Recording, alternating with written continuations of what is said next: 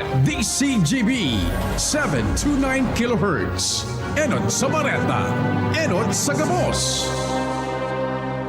Ang DZGB, aktibong miyembro kan kapisanan ng mga broadcasters ng Pilipinas o KBP, ang Philippine Standard Time, alas 5:03 nin hapon. Alas 5 ng hapon, oras na para aramon ang mga maiinit na bareta kanal daw na maruluwas sa aga sa mga periodiko, radyo asin telebisyon. Erot na madanangog ngunyan sa DZGB Bareta alas 5. Mga bareta ngunyan para sa aga. Erot na tinipon sa DZGB Newsbase. DZGB Bareta alas 5. Kaiba ang field reports kan Mega Force Patrol. Hali sa iba-ibang parte kanalbay asin kabikolan. Ngunyan, uya ang sa indung tagapagbareta.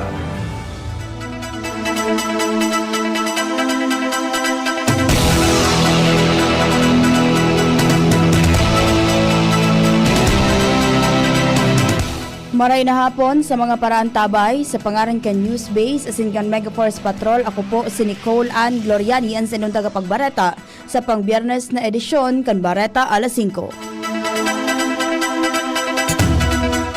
Enot sa detalyes kan mga bareta sa lado lokal, nasa linya si Ate Angel Mustaza. Pigiin ganyan kan Legazpi City Health Office ang publiko na magpartisipar sa gigibo na 52nd Nutrition Month 2026 culminating activity sa Hulyo 31 aldaunin Biyernes. Ang nasabing aktibidad ay bahanig di ang color fun run na gigibo alas 5 nin pagkaaga sa Sawangan Park pasisirin sa People's Park. Alas 6 nin pagkaaga gigibon ang Nutri Zumba as in awarding ceremony naman pagka alas 8 nin pagkaaga.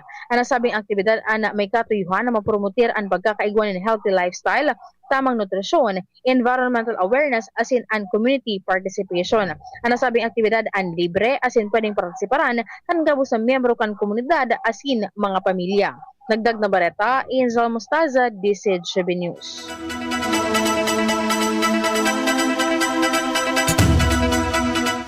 Salamat Ate Angel Mustaza. Digdi naman kita sa detalyes kan bareta sa lado nasyonal, lauman na magkakaigwanin halangkaw na dagdag na presyo sa mga produktong petrolyo sa masunod na semana. Pinagkakalkulong malangkaw ang presyo kan diesel sa 9 pesos asin 50 sentimos sa kud 10 pesos asin 50 sentimos kada litro, mantang 3 pesos asin 50 sentimos sa kud 4 pesos sa kud 50 sentimos kada litro naman ang posibleng dagdag sa gasolina. Sigun sa sarong oil industry source, dara ini ka nagtitinding tensyon sa Medio Oriente, kaibahan ang mga pag-atake kan Iran sa mga komersyal na barko sa Strait of Hormuz, asin mga retaliatory strike kan United States. Nakaapektar man sa paglangkaw kan presyo ang paghadit sa pagkapendyente kan supply ng petrolyo, asin pagbawas kan diesel exports hali sa Russia.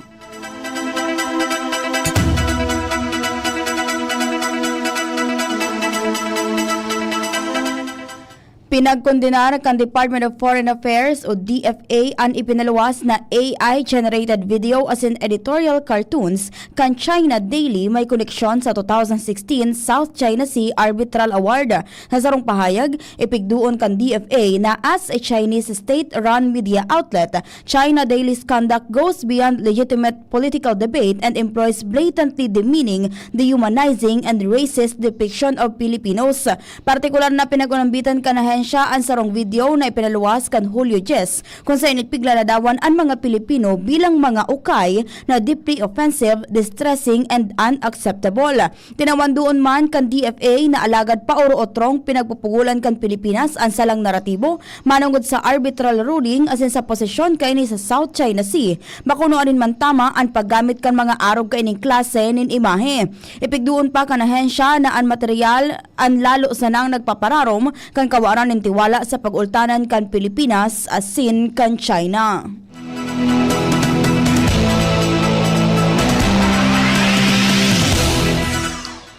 Pigkondenar ni Senator Robin Padilla ang pagluwas kan Chinese state media kan AI-generated video as in editorial cartoons na naglaladawan sa mga Pilipino bilang mga ukay. Sa iyang pahayag ngunya na Biyernes, sinabi ni Padilla, ang bilog niyang suporta sa Department of Foreign Affairs o DFA sa pagkondenar sa ginibok kan China Daily may koneksyon sa 2016 South China Sea Arbitral Award. Kasabay kaini sa giraray na pinagtibay kan opisina kan senador, ang padagos na pagprotehe pagrehir kan Pilipinas sa mga lehitimong diretso asin pangnasyon na interes sa West Philippine Sea, mantang pigbibusol ang katrangkiluhan asin katatagan sa rehiyon. Nangapunan man si Padilla, kaibahan ang DFA na tulos na haliun ang material asin idinuon na dapat marisolber ang daay pagkakasinabutan sa paagi kan diplomasya, pagrespeto asin pangkinaban na leyes.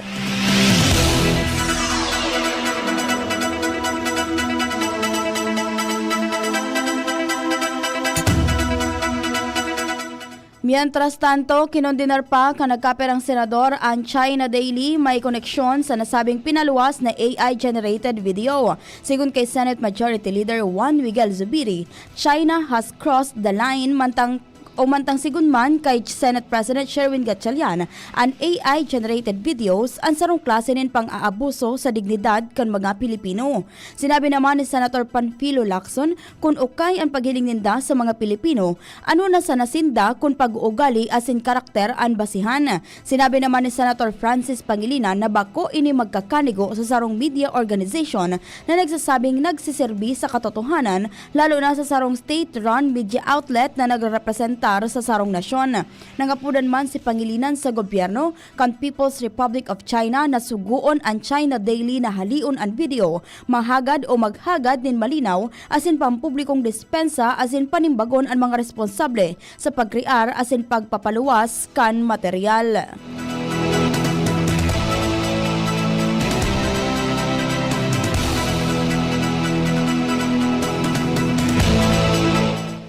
Kasabay kan pagkondenar sa paglaladawan kan China Daily na ukay ang mga Pilipino, nagtutubod si Mamamayang Liberal o ML Party List Representative Laila de Lima na bunga ini kan sa indang insecurity asin pagpalyar na makuha ang sa indang kagustuhan sa West Philippine Sea.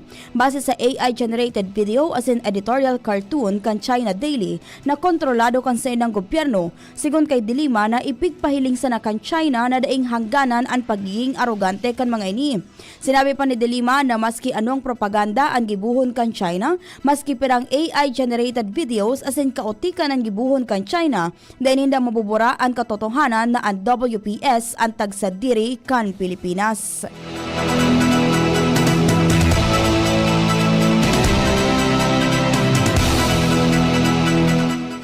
Formal na nagsaangat ng diplomatic protest ang Department of Foreign Affairs o DFA laban sa ginibong mapanraot asin racist na paglaladawan sa mga Pilipino bilang ukay kan state-owned media kan China na China Daily. Enot na ipinaabot kan Pilipinas ang matinding pagsayo makaini kan direktang kahuruno ni Foreign Affairs Undersecretary Leo Herrera Lim, si Chinese Ambassador Jing Quan sa sarong face-to-face meeting kan Hulyo 16, 2026. Sa paghuron makusog na diniman kan DFA ang tulos na pagpapatangkas o pagbura sa mga materyala. Tinawan doon kan DFA na luminampas ang China Daily sa limitasyon kan sarong lehitimong debateng pampolitika sa paagi kan paggamit kan mga mapangmata, mapangapi asin racist na imahe laban sa mga Pilipino.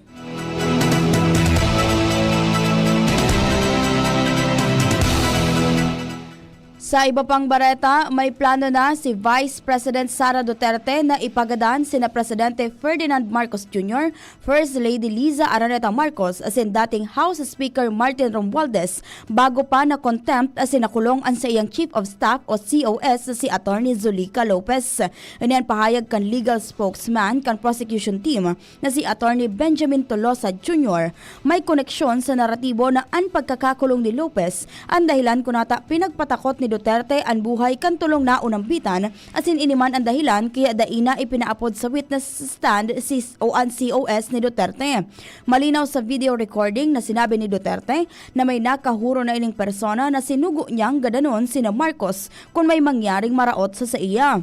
Nilinaw man kan bise na daiini nagkakaraw manungod sa nakahuro na magadan o magadan kina Marcos kaya daing basihan ang depensa kan mga abogado ni Duterte na ang pagkakakulong ni Lopez ang dahilan kung kaya nasabi ang patakot.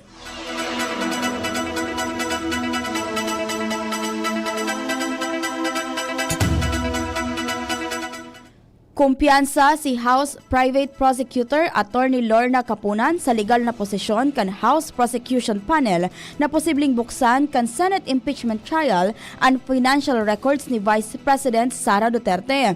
Hinagad kan House Prosecution Panel sa Senate Impeachment Court na magpaluwas din subpoena para sa tax as in bank records ni Duterte. Pinigulan man ini kan depensa dahil lanta mababalgar ang rights to confidentiality as in due process kan bise. Sinabi man ni Capunan nagabos ang magkakaigwanin diretsos na magsaangat nin kwestiyon sa Korte Suprema.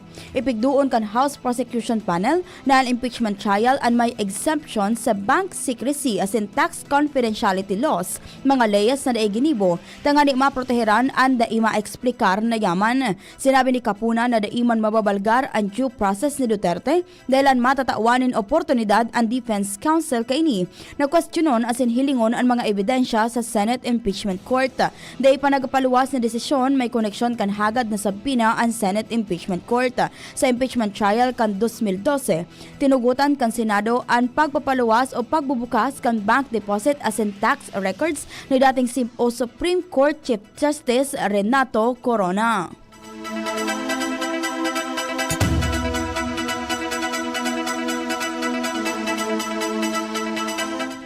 Malabog na magpirma nin waiver si Vice President Sara Duterte tangani mabuksan ang sa iyang bank records. Inan pagtubod kan Malacañang sa apisar kan pahayag ni Attorney Michael Powa na daisindang pinagkakatakutan na dokumento asin daisindang pigtatago alagad nagsasayuma na mabuksan ang financial records kan sa inang kliyente sa impeachment court. Sigon kay Palace Press Officer Attorney Claire Castro, day nahiling ang publiko ni saro sa mga Duterte na nagpirma kan waiver kung kaya nakakasiguro ining dahil inigigibuhon ni VP Sara. Sinabi ni Castro na nasa Vice Presidente na ang bola tangani patunayan na dai siyang kasaalan sa mga alegasyon laban sa iya sa pagkuas sa Pondo Kanasyon. Mientras na daipang pigtataong authorization si Presidente Ferdinand Marcos Jr.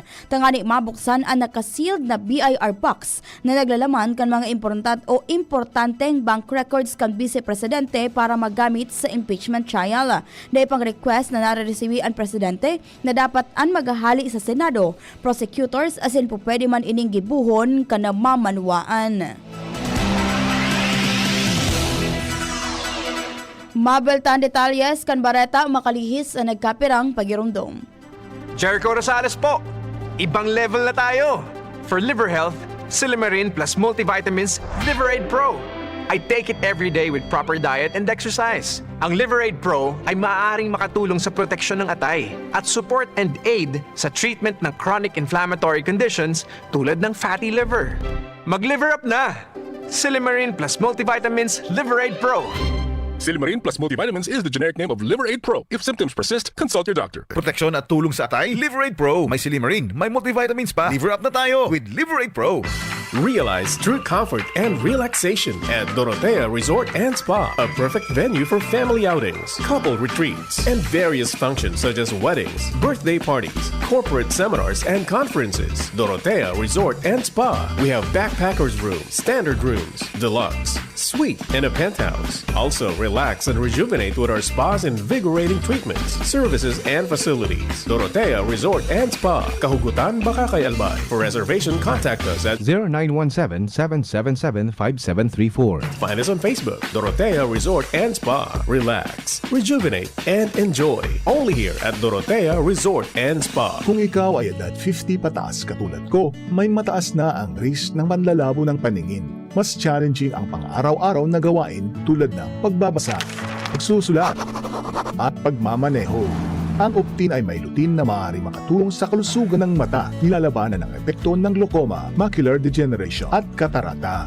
Kitang-kita ang kalusugan. Mabibili ang Optin sa mga pangunahing butika nationwide. Mahalagang paalala, ang Optin ay hindi gamot at hindi dapat gamitin panggamot sa anumang uri ng sakit. Kuya nyo ba nin #HopeCore? Kung iyo, ilingon nindo sa online so #maging best mi storya nin dati mga MacDo crew members. Nakakainganyo. Igwa mga nagpun sa MacDo bilang crew members, ngunyan, nakamtanan ninda so sa inda mga dream jobs. Igwa mga naging nurse, teacher, journalist at pro volleyball player pa. Kadakol sa inda nagpuon sa crew member at nagtalubo bilang manager na mamayukan sa iyang saliring grupo. Sa kuyang orgulyo para sa inda. Sa mga istorya ninda, isi maging best me talaga sa MacDo. Perfecto ang sinang setup para sa working students, ninulis sa urog ninda, flexible schedule. Sinda mag-a-adjust depende sa katungdanan mo sa eskwelahan. Igwang pagtutulungan din, kaya masasarigan mo ang pagtatrabangan nilang bangko crew members mo. Igwa sinang world-class training na matabang sa imong pag-usuwag. Talagang easy maging best me. Kaya, kung ika naghurup-hurup sa pag-apply, gibuhon mo na. Visit MacDo PH Careers Facebook page or visit the nearest MacDo store near you to apply. Ready to experience exciting rewards and luxury gaming? With New Star Online, get a chance to win through multiple daily leaderboards, from bingo big wins and daily bets to daily claim and welcome rewards, plus a variety of rewarding promotions available every day. Download the New Star Online app now and elevate your gaming experience with more daily rewards. For EGLD reference number MKTG-2026-0940, 0941, 0943, 0946, 0947, 0949, and MKTG 2026-1210. Gambling is for persons 21 years old and above only. Gambling can be addictive. Know when to stop. Email responsiblegaming@pagcor.ph. Discover the beauty of playing brightly with New Star Online. Luxury entertainment now in your hands. Gambling is for 21 years old and above only. Gambling can be addictive. Know when to stop. Email at responsiblegaming@pagcor.ph.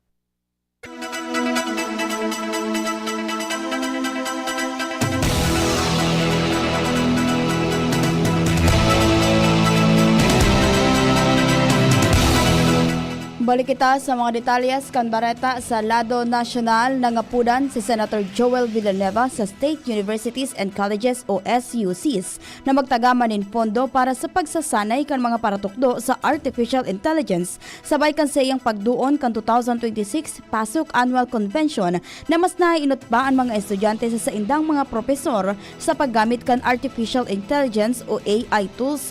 Sigun kay Villanueva, Chair kan Senate Committee on Higher Technical and Vocational Education, ang kakulangan o agwat an bako manungod sa kakulangan kan paratukdo kundi sa kaskas kan pagbabago kan teknolohiya.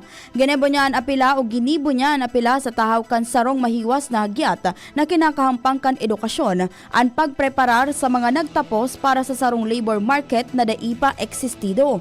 Pinagunambitan pa ni Villanueva ang konsepto kan author na si Simon Sinek manungod sa infinite mindset kung saan ang Nokia asin Kodak ang mga kumpanyang nangibabaw sa indang industriya alagad nagpalyar na makasabay ang Nokia sa smartphone asin Kodak sa digital photography apisar kan sa indang pag-imbento kaini.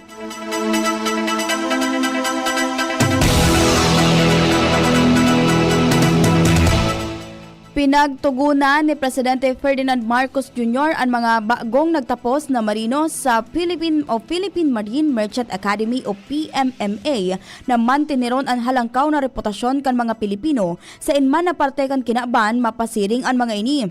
Sa iyang mensahe sa graduation ceremony kan 327 marino sa PMMA sa San Narciso, Zambales, sinabi ni Marcos na sa indang patunayan na sindaan ilaw na nagigiya sa mga barko asin hariging malalauman kan sa indang kapwa. Pigtugon man kan presidente sa bagong marino, dapat na may kakayanan na panginotan ang pagpapakumbaba asin magserbi nin may integridad.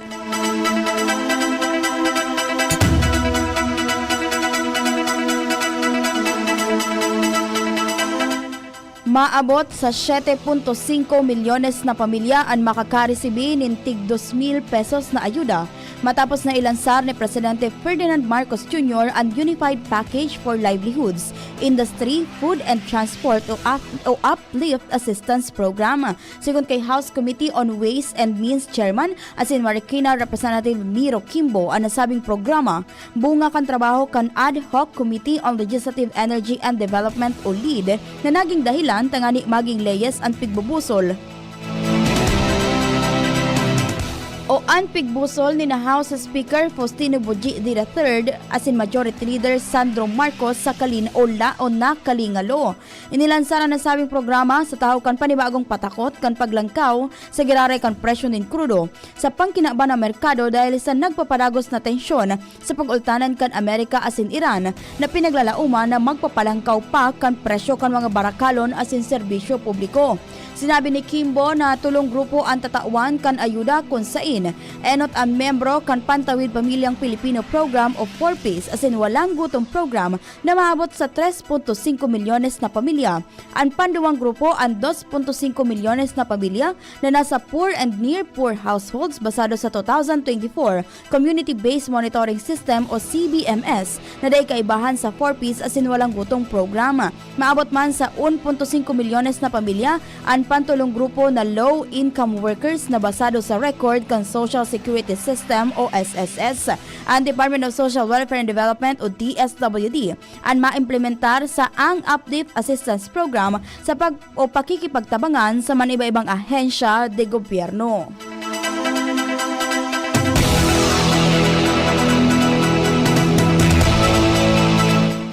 Tinaawan doon kan Air Asia Philippines na daikanipig konsenti an anuman na asal kan sa indang mga empleyado na nagbubusol ng karahasan o maraot na intensyon. Sa ipinaluwas na pahayag kan Air Asia, ipinaluwas kan Air Asia ang pahayag matapos na mag-viral ang social media post kan saro kay ning empleyado may koneksyon sa pagpapatumba kay Senator Robin Padilla. Sigon sa original na post na ipinuste sa Threads, wala bang maglalakas loob na barilin si Robin Padilla kung saan sigo naman sa airline, Air Asia Philippines does not tolerate any conduct that promotes violence, discrimination, harassment, or malicious content o intent. Mientras sa presente ng pinagkukondusir kan airline ang hararom na internal investigation sa nasabing empleyado.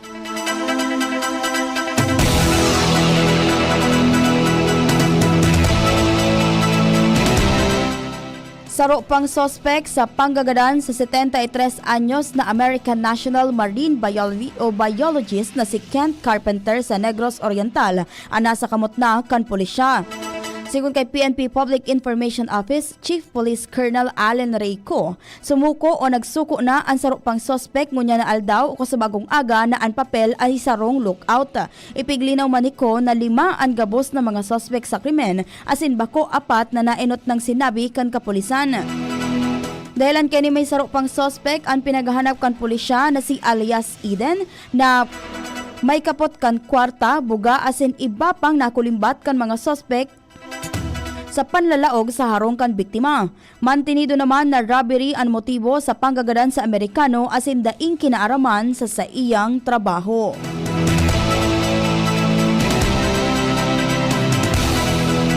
Sa ultimong detalyes kan bareta sa lado nasyonal, nagkondusir nin hararom na investigasyon ang pulisya matapos na madiskubring dai ng buhay ang sarong dai pa naming midbida na babae sa loob kan San Isidro Public Cemetery sa Barangay San Isidro, Rodriguez, Rizal. Nadiskubre ang biktima bandang alas 4:50 nin hapon kan Huwebes, Hulyo 16 kan sarong persona na nagbisita man sa sementeryo asin nahiling na nakadapa asin duguan ang payo. Sigun sa Rodriguez Municipal Police Station, nasa 45 sagkod 50 anyos ang biktima, may langkaw na 5'1", sadit ang hawak asin nakasulog nin kulay rosas na t-shirt, maong na pantalon kayo manggi na sandals asin pigtutubudan na nagbisita sana sa sementeryo bago ang insidente. Saro sa pinaghihiling na anggulo kan mga investigador kung may foul play sa pagkagadan kan biktima, matang pinag-aarampaan sa iyang pagkakamidbid asin posibleng motibo sa krimen.